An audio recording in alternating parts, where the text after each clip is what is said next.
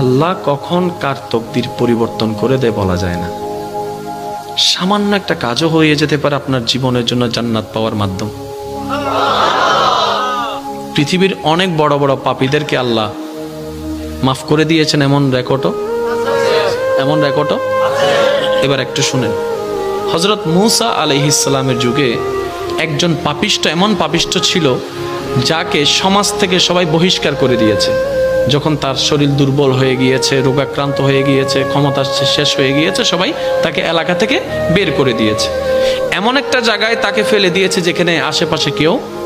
এবার সে যখন অসুস্থ শরীর, খাবার নাই, ঘুম নাই, শরীরের মধ্যে ক্ষত বিক্ষত, একদম জরজন্য অবস্থা, যখন তার পাশে কেউ নাই, এবার সে চোখের পানি ছেলে রবের দিকে তাকিয়ে বলে, ইয়া রব, সবাই তো আমাকে ফেলে দিয়েছে, তুমিও কি আমাকে ফেলে দিবা?